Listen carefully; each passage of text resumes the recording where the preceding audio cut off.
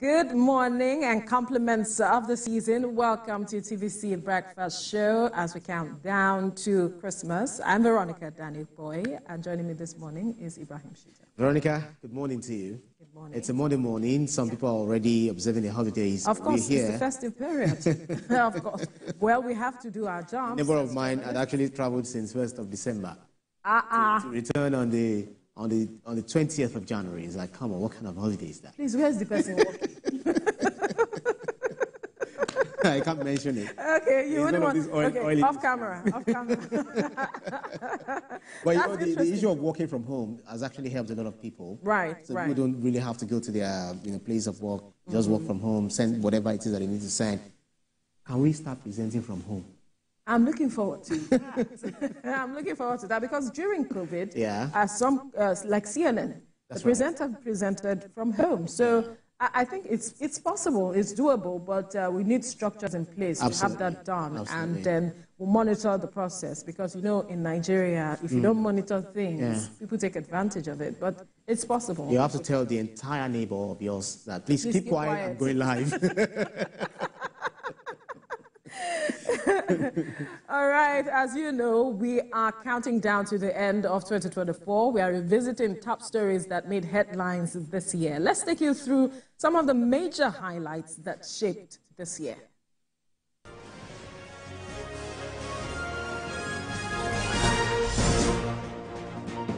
A group of activists, including senior advocates of Nigeria at SANS, have called on the newly appointed Chief Justice of Nigeria, Olukayode Ariwola's successor, Justice Kekere-Ekun, to prioritize judicial reforms.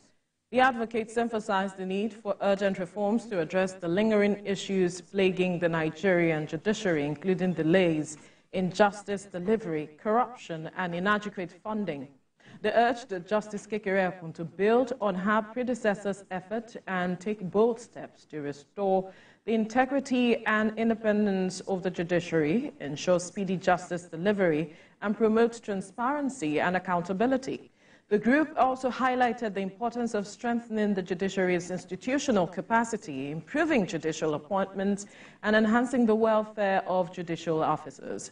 With the new CJN at the helm, the advocates expressed optimism that the judiciary would experience a significant transformation, leading to improved justice delivery and enhanced public trust. Well, joining us in the studio to have this conversation is Fred Nzako, a lawyer and public affairs analyst. Fred, good morning. Thank you for joining us. Thank you. Good morning. Now, let me begin with the President's statement about Justice Kekere-Ekun saying that she is a beacon of hope to young women who aspire to break glass ceiling across sectors and seek to make a meaningful impact on the society. Now, let's begin with your perception of, her emerging. She rose through the ranks to emerge over the years. She is here now. What do you make of she being the new CJN, first of all, before we go to other issues? Well, my congratulations to her. She really broke the glass ceiling because being the second female Chief Justice of Nigeria in history and the 23rd in the line of Chief Justice of Nigeria, she actually has joined Honorable Justice Aloma Mokhtar to break the glass ceiling. And of course, I agree with the President that it is an encouragement to Nigerian women to try the young ones to work hard, go to school, hold your heads high, and not be found in the same room where men are corruptly enriching themselves.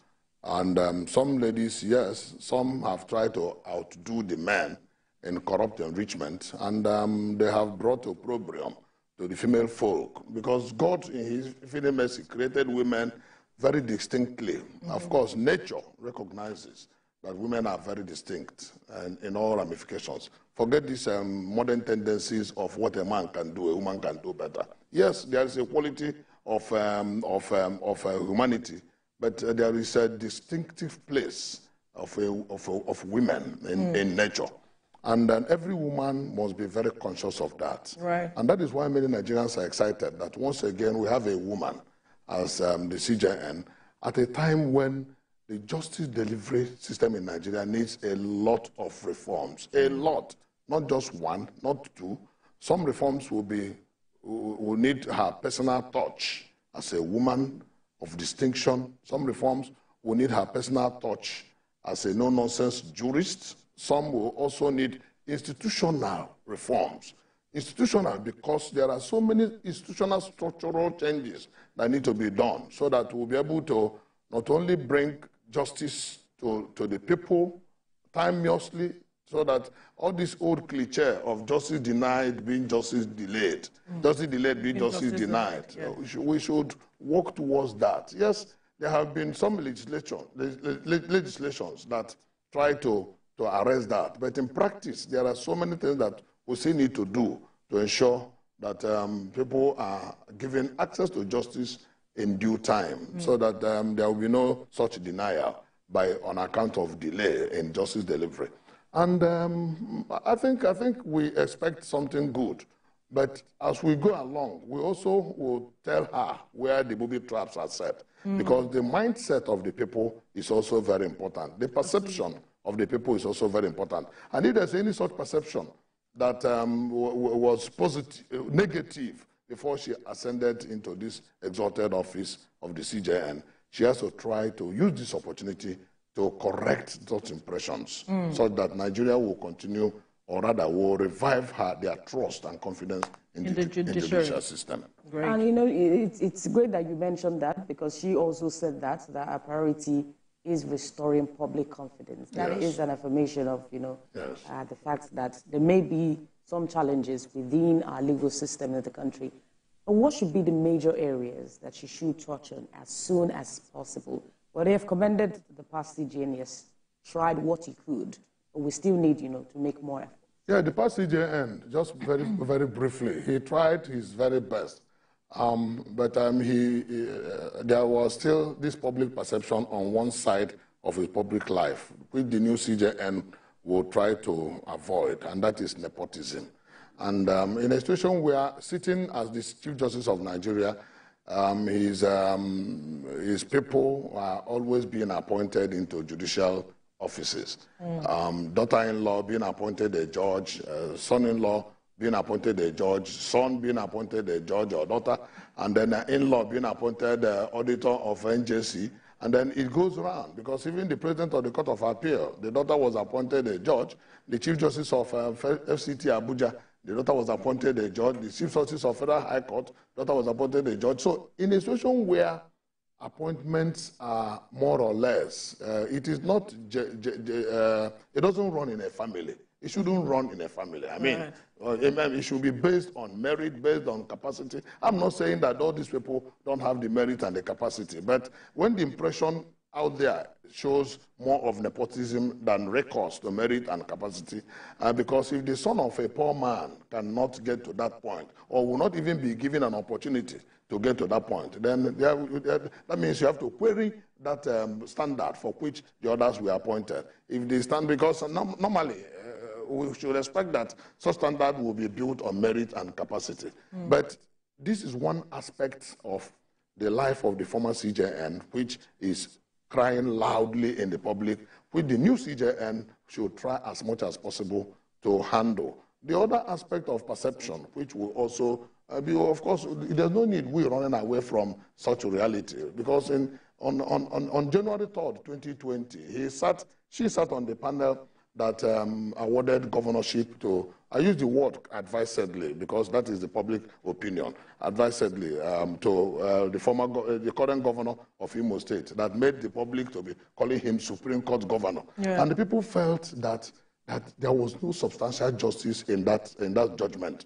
And that was what compelled the Supreme Court to revisit that judgment on the 3rd of March, the same 2020. And still reaffirmed their judgment. I remember that some civil society organizations, of which my humble self was one of them, we gave extensive exposure to the courts on what we felt should be done, hoping that, I mean, the trajectory should be corrected, and then whatever that was wrong should be corrected. Because the other party was saying that even their own issues were completely sidelined. And then when the review came, only Justice Santos Mweze, now of the blessed memory, gave a dissenting judgment and said this was not right, that the way and manner the judgment was arrived at, which, of course, the nitty-gritty is not what I'm talking about now. But the name of Honorable Justice Kekere-Ekun continued to spring up in both cases.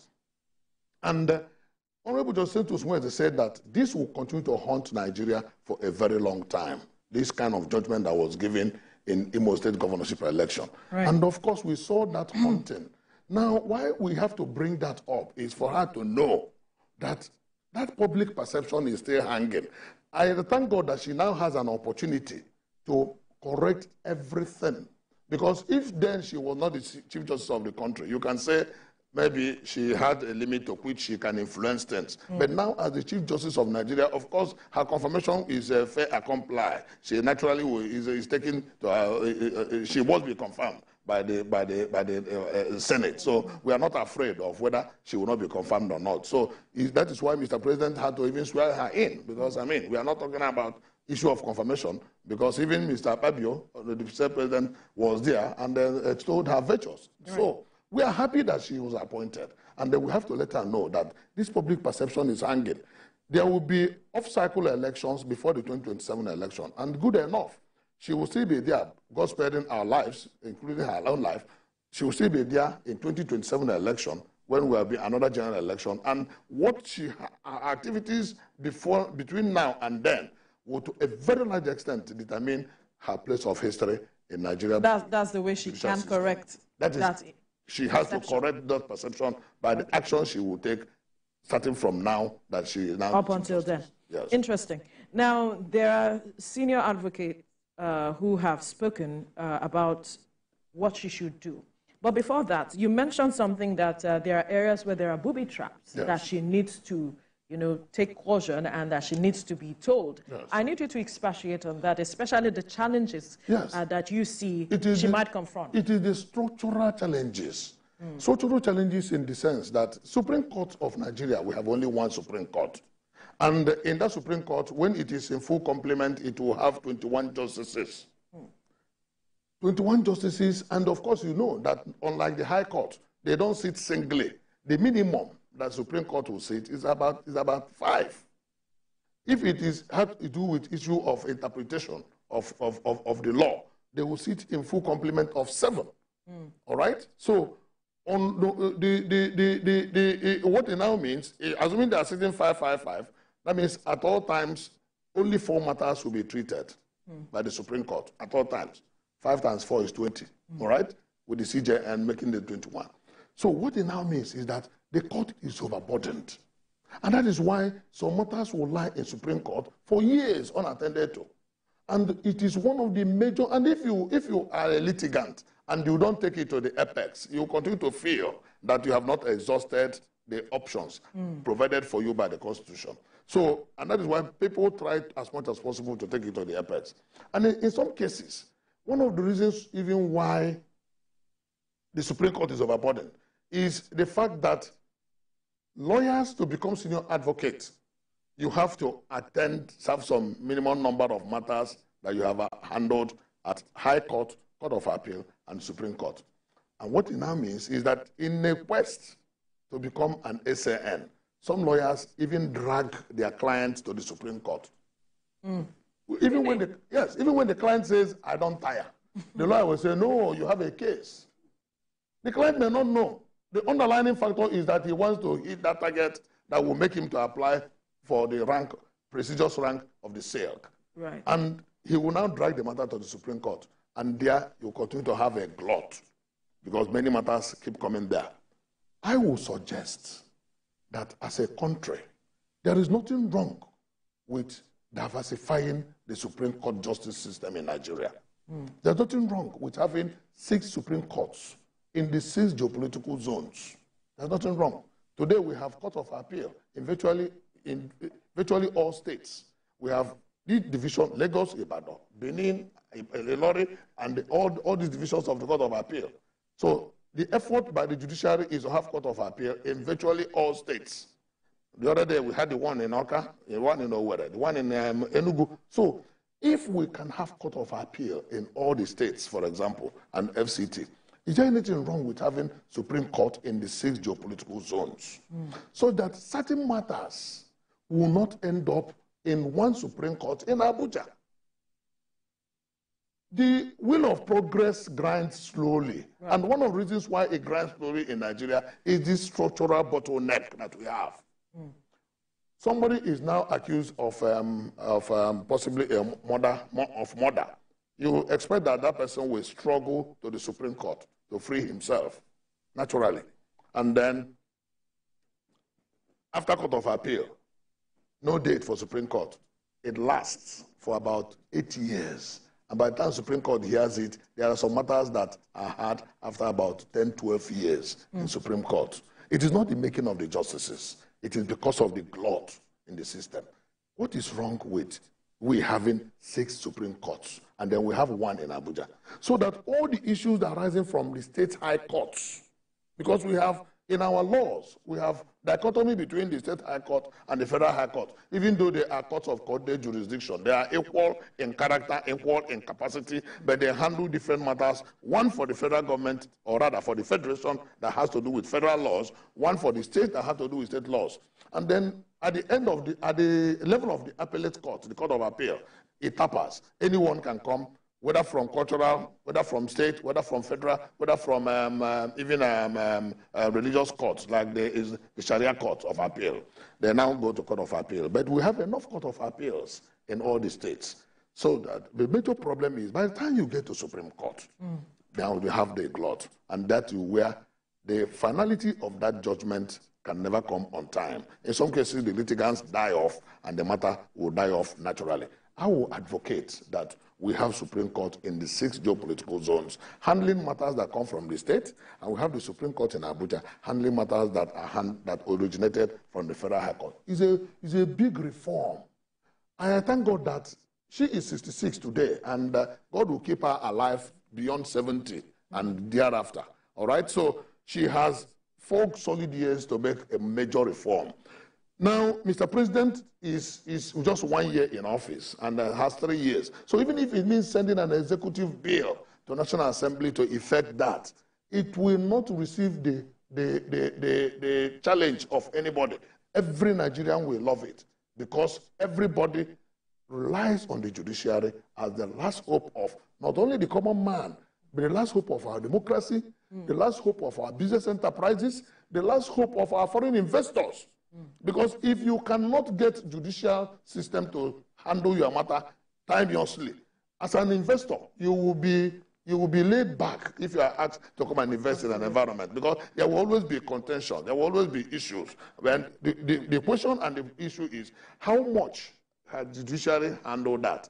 I want to see this kind of reform, major reform, constitutional reform, but it's not beyond our handling. Right. The next issue that she will be a low-hanging fruit is on the issue of appointment. These are things that she can handle. Issue of appointment. Let the appointment not be on who you know or the family you come from. I think you mentioned that. I've mentioned that. Then we now begin to talk about discipline. Discipline is key. Discipline is not only of the judicial officers, but also discipline of the citizens. Why should touts from Kogi State go and be embarrassing Nigerian judiciary in the hallowed compound premises of the Court of Appeal? Last week, Friday, the Court of Appeal gave judgment in favor of Usman Ododo. I mean, the Supreme Court gave judgment in favor of Usman Ododo, confirming his governorship. And then, all of a sudden, the talks that filled up the whole chambers started harassing and stoning the opponent that brought the matter to court, Ajaka. Yeah. Murtala Ajaka. In the compound of the court of the Supreme Court. In fact, in the foyer of the Supreme Court. Some were using sachet water, some were throwing all manner of things at him, and he had to hurriedly be taken out. Supreme Court, of all places, oh goodness me. That simply shows that she should not tolerate this kind of shenanigan, this kind of irresponsibility. Because any politician who brings talks to the hallowed chambers of the court must be severely punished. Severely punished. And then Nigerians must know that the Supreme Court is not a playground. It is the apex court of the land. And the building and the appurtenances surrounding the building are all hallowed. And sanctimoniously must be respected. Absolutely. There are a lot of issues that she should address, like you have said. But apart from even the structural issues, there are still concerns about the independence of the Nigerian judiciary. I mean, she was sworn in by the executive, subject to confirmation by the Senate. The Senate has different political parties. There are concerns that perhaps there will still be a level of political influence in the majority of the decisions that we make. And are there hopes that for our democracy in Nigeria, we should achieve, true political or true judicial independence of the judiciary without having to, be subject to confirmation by, other arms of the government that are having different political parties? I agree and accept that justices and judges in Nigeria are under intense pressure by politicians. And that is why it is not everybody that can be made a judge. Not everybody. There are people who are so naturally contented that give them any amount. In fact, they see that local, they see that big sack of money as a heap of garbage. We look for such people and make them judges. There are people like that. There are people who believe that life is all about touching humanity. And how do you do so? By keeping an upright lifestyle and not by the quantum of money that you have accumulated. There are people like that. And if you now appoint someone on the bench on the basis of merit, character, and integrity, the person will look back and want to give back to the society.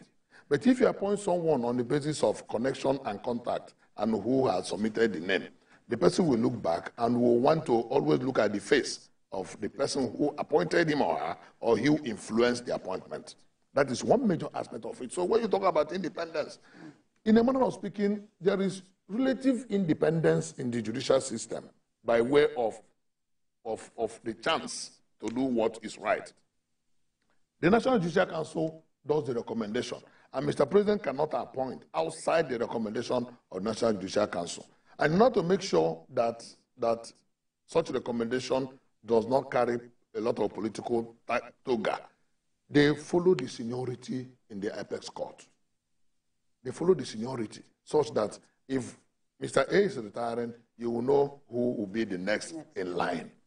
And if that next in line is not competent, of course, that next in line shouldn't have even been appointed to the Supreme Court. Right. And because the feedstock from the Supreme Court is from the Court of Appeal, the feedstock from the Court of Appeal is from the High Court. So you start to catch it young, catch it right from the level of the High Court. Honorable Justice Kekere-Ekun started as a magistrate. If she didn't do well, she wouldn't have been promoted to the High Court and to the Court of Appeal, to the Supreme Court, and now at the apex, at the CJN. So we have to ensure that that feedstock that feeds the appellate courts, you make sure that you appoint people based on integrity, based on character and merit, and not based on connection. All right. And as a matter of fact, once that is done, I tell you that we'll begin to get it right in that respect.